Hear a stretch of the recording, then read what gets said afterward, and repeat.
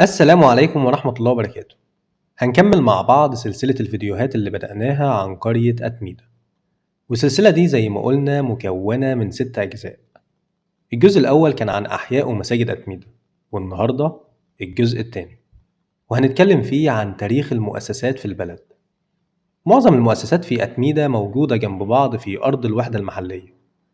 الأرض دي كانت ملك للخواجات، وتم نزع ملكيتها عن طريق وزارة الأشغال العمومية في 1 سبتمبر سنة 1954 من الخواجة قسطنطين، وده خواجة كان عايش في اسكندرية. وكانت أرض الوحدة دي زمان معظمها فاضية وفيها بس مدرسة وفلل. المدرسة دي تبقى المبنى القديم لمدرسة المجمع اللي اتسمت كده عشان اتبنت في أرض الوحدة المجمعة، والفلل دي عشان يسكن فيها الموظفين اللي من بره البلد. ولسه موجود 2 من الفلل دي لحد النهارده.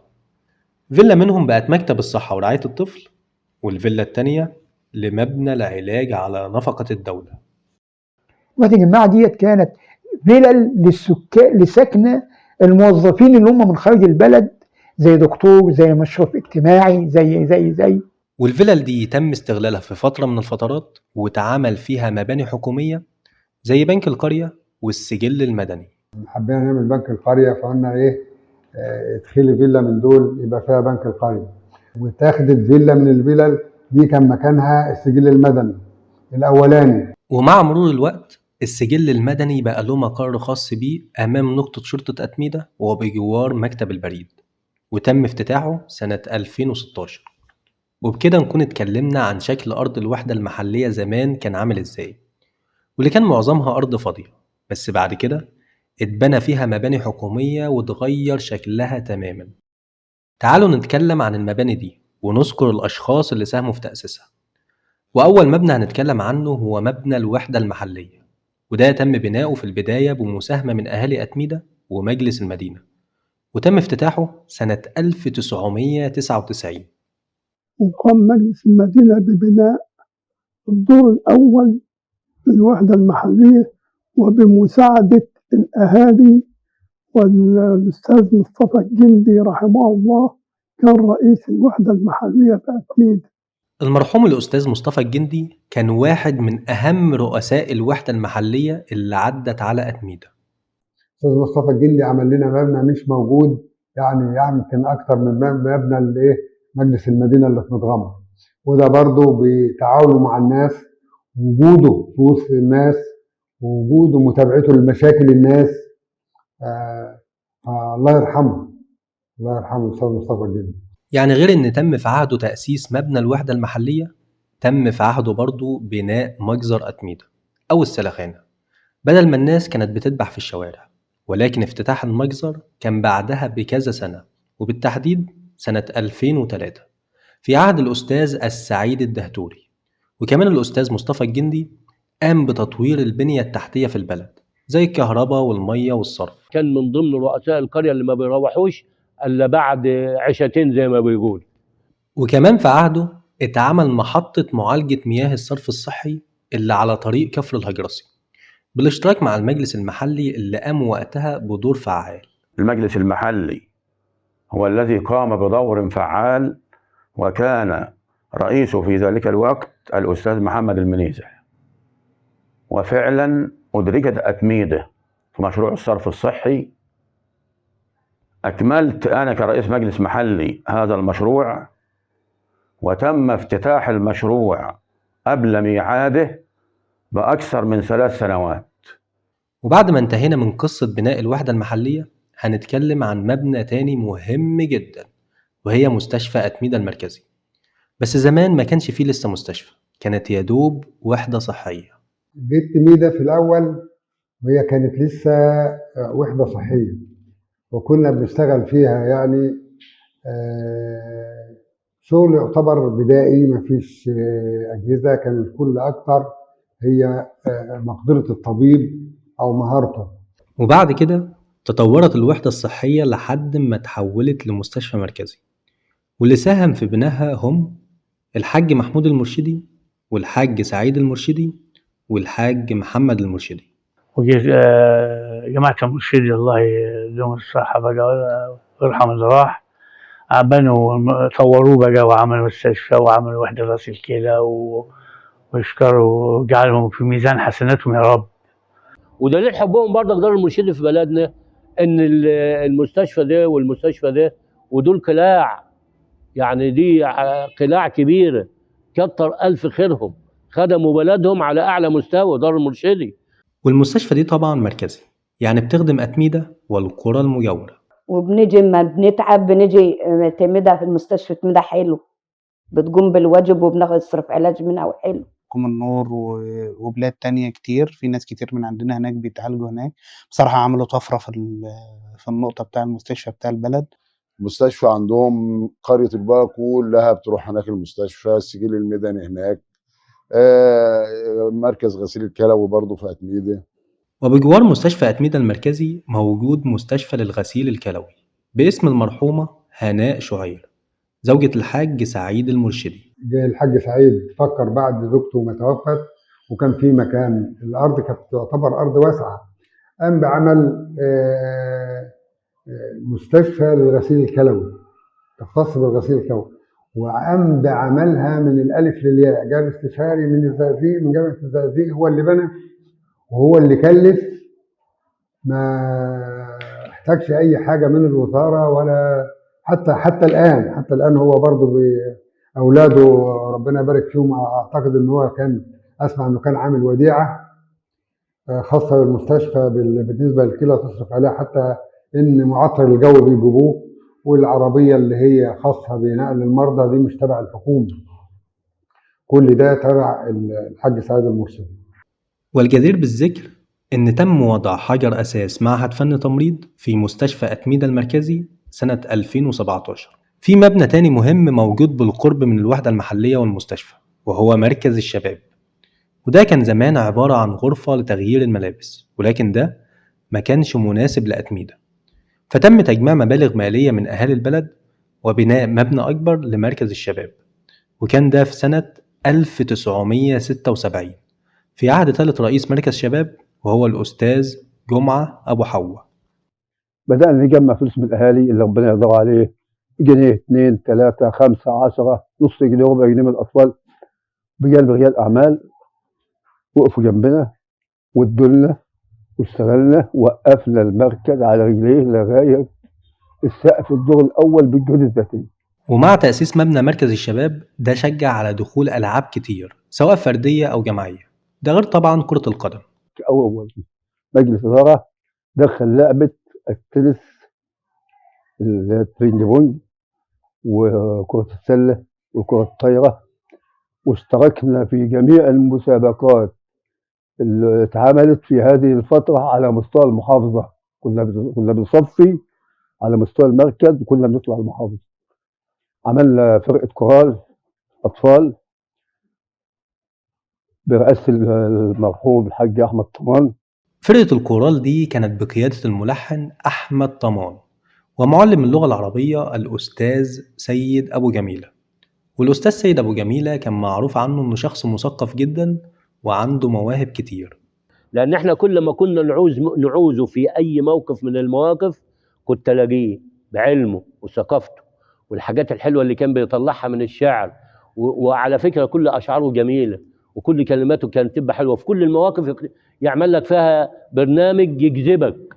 الفرقة دي اتدربت كتير وعملت تصفيات لحد ما وصلت لمسرح محمد فريد في القاهرة في مهرجان اللقاءات المتكاملة التابع لوزارة الشباب والرياضة، وعملوا إنجاز غير مسبوق وحققوا المركز الثالث على مستوى الجمهورية سنة 1978، والمركز الأول في محافظة الدقهلية وفي وجه بحري. وبما إننا اتكلمنا عن المسابقات فلازم نتكلم عن مبنى جمعية تنمية المجتمع المحلي التابعة لإدارة التضامن الاجتماعي بميت غمر، المشهرة برقم 43 لسنة 1966، لأن المبنى ده كان بينظم دورات ومسابقات أوائل طلبة وندوات كتير، يعني الجمعية دي تعتبر نادي اجتماعي. وعن طريقها كان بيدي الناس اللي بتتعلم ومش مقتدرة. في أطباء هنا من تميدة اتخرجوا ولاد ناس فقراء كانوا بياخدوا فلوس من الجمعية وعن طريق الناس الكويسة دي، فهي جمعية محترمة. وكمان في دار حضانة أطفال اتبنت بالجهود الذاتية وافتتحها محافظ الدقهلية محمد حسين مدين سنة 1990. ومن المباني الحكومية اللي موجودة خارج أرض الوحدة المحلية هي الجمعية الزراعية التعاونية اللي بتقع بجوار مسجد سيد المرسلين، ودي كانت أرض أملاك دولة وبيتم فيها تشوين الحبوب لحد ما تم بناء الجمعية الزراعية عن طريق وزارة الزراعة. اشتروا الارض دي من اصحابها وبنوا الجمعيه الزراعيه. يعني الجمعيه الزراعيه دي مساهمه، اصلها كانت مساهمه، جمعيه تعاونيه زراعيه مساهمه. بس طبعا ده طبعا كله بقى رجع للدوله، بقى اصحاب بتاع الدوله. فخيروا سنفة وتميدس مين اللي ياخد الوحده البيطريه ومين اللي ياخد الوحده الزراعيه والتعاون، حاجه اسمها التعاون. فتميدة راحت مختاره ايه؟ الوحده الزراعيه والتعاون. سنفة اختارت مين؟ الوحده البيطريه. واستمروا فترات طويله على كده. يجي فلاح تميدة عايز يعالج مثلا لو مؤاخذه دابه ولا ماشيه ولا حاجه، ياخد الحاجه دي ويروح يوديها فين؟ سنف. مجهود. وتم تخصيص جزء من أرض الجمعية لتأسيس الوحدة البيطرية. احنا اتفقنا ان احنا هنذكر المبنى ومين اللي ساهم في إنشائه، وكان الشباب وقتها كله عاوز يساعد عشان يطور البلد، ولو اتكلمنا عنهم كلهم يبقى هنحتاج وقت كبير، ولكن احنا هنذكر منهم 2. الشخص الأول هو المرحوم علي أبو قراميط اللي التاريخ عمره ما هينساه، وكان معروف بخدمته لأهل البلد، وكمان كان عنده قدرة على صياغة الخطابات اللي كانت بتوصل للمسؤولين لتنفيذ أي مشروع في القرية. كان من ضمن اللي كان على ايامنا بقى الاستاذ الله يرحمه الاستاذ علي ابو قراميط، وكان من ضمن الناس النشيطه جدا. ودي كان علي ابو قراميط والمجموعه اللي كان معاه كان ناس يعني سعوا فيه جامد لحد ما الحمد لله ربنا ساعدهم وعملوا مستشفى مركزي يعني. وعلي في كل مشروع تلاقيه موجود. الله يرحمه على ابو قراميط، الله يرحمه. نفسنا شبابنا يبقى زيه كده. الشخص التاني اللي كان مؤثر في الجانب الاجتماعي في أتميدة في الفترة دي هو الأستاذ عطا حجاز الحنجور. الأستاذ عطا الحنجور راجل كان محترم، وعطا كان رئيس المجلس المحلي وكان محبوب، كان ونعم الناس. ده اللي علم الشباب الأخلاق وعلمهم العمل السياسي، وكان ما يعديش على طفل لما يقول له السلام عليكم ويسلم عليه ويعني ايه ممتاز. واكبر جنازه في أتميدة كانت الاستاذ عطا الله يرحمه، كان ميت يوم سبت. أتميدة كلها كانت طالعه في تشييع جثمان الاستاذ عطا الله رحمه الله عليه. عطا المنيه وفاته بدري.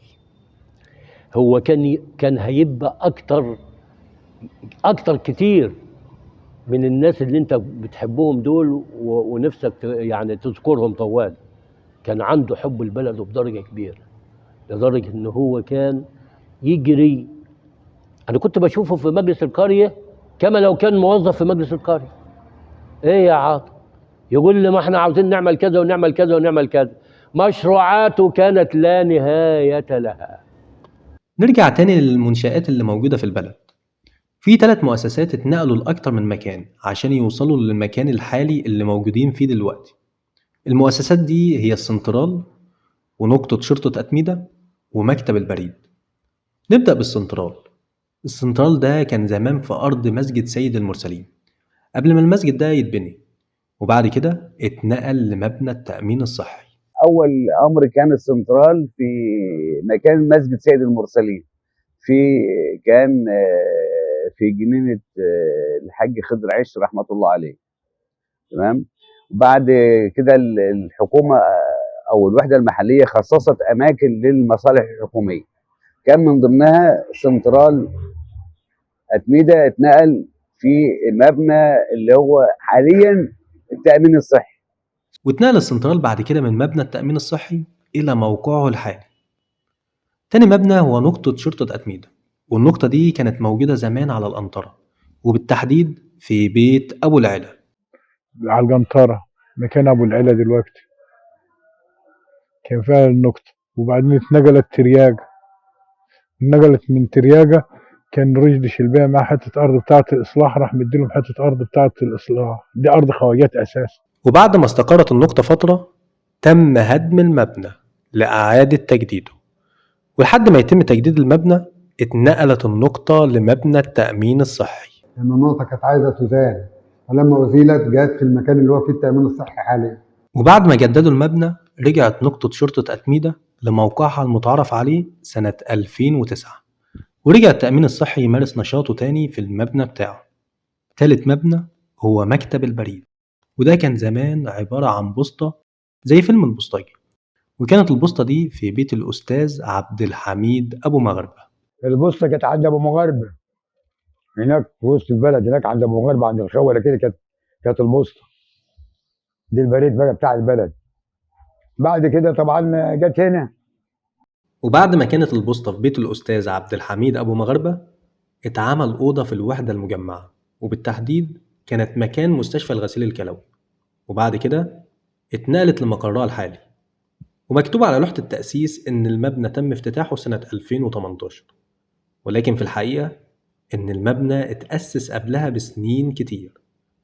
ندخل بقى على المؤسسات التعليمية ونبدأ بالمعاهد الأزهرية، وأول حاجة نتكلم عنها معهد بنين أتميدة الإعداد الثانوي الأزهري، وده موجود بجوار مركز شباب أتميدة.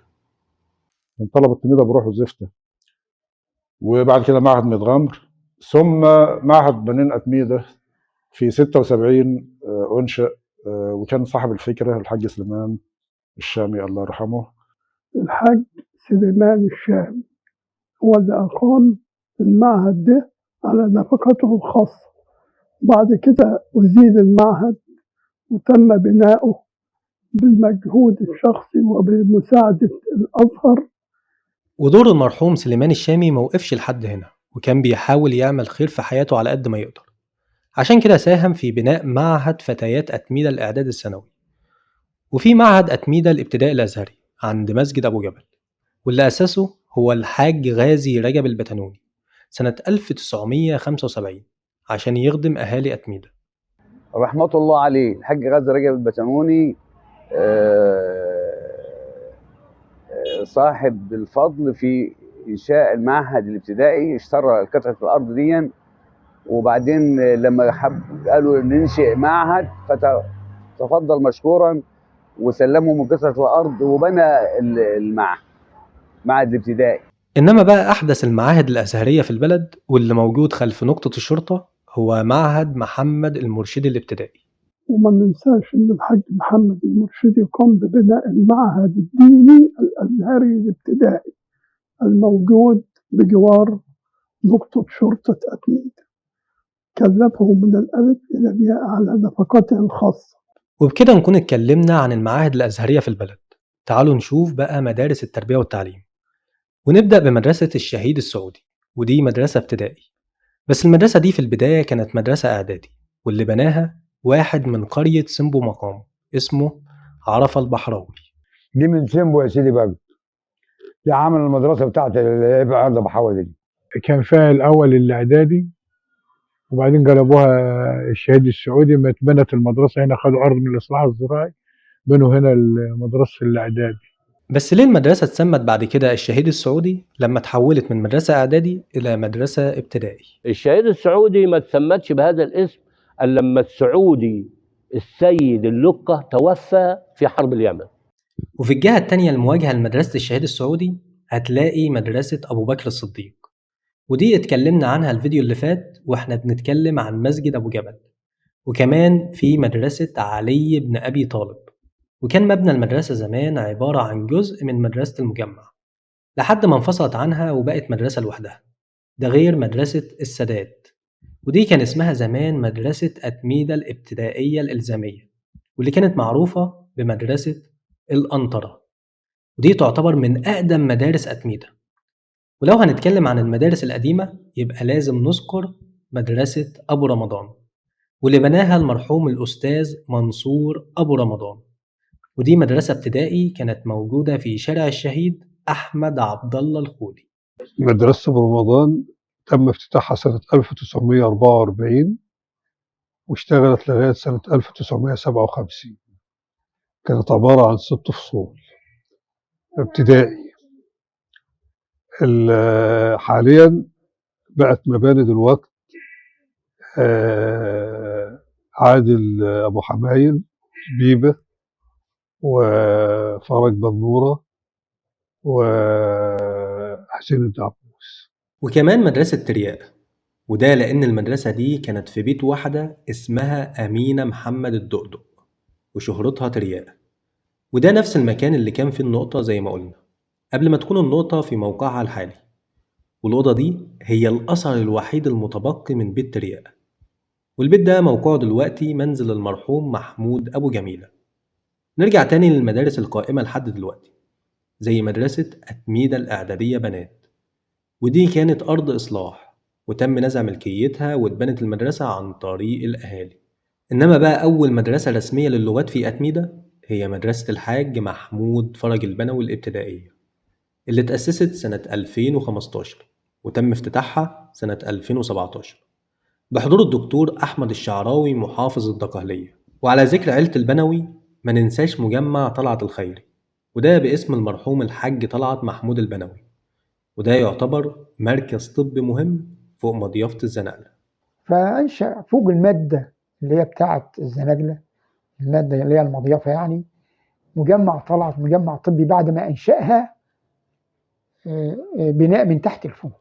المجمع ده اتأسس سنة 2000 واللي اتعمل على نفقة أبناء المرحوم محمود فرج البنوي، وهم الحاج محمد والحاج هشام والحاجة سامية والمرحومة الحاجة أمال. وده مش المركز الطبي الوحيد في البلد، لأن في كمان العيادة الإسلامية فوق مسجد المغربي. بنينا دور كامل فوق ظهر المسجد، جناحين 2، وأسسنا العيادة على نفقة مين؟ التبرعات التلقائية من الأهالي. ده غير برضه مركز طبي خيري فوق مسجد الصفا والمروة، واللي بناه الحاج بكر المتولي أبو شريفة، وتم افتتاحه سنة 2017. وحاليا بيتم تأسيس مجمع طبي فوق مسجد خالد ابن الوليد عن طريق مؤسسة حب الخيرية على نفقة الأستاذ السيد محمد حب. أنا عارف إني ما اتكلمتش عن بعض المباني المهمة في البلد زي مصنع الأعلاف ومخبز العيش ومدرسة جمال طمان الثانوية ومدرسة فتح المغربي الإعدادية. ده كله هنتكلم عنهم الفيديو الجاي، وإحنا بنتكلم عن شركة أتميدة للاستثمارات والتنمية المحلية. شكرا ونشوفكم في حلقة جديدة.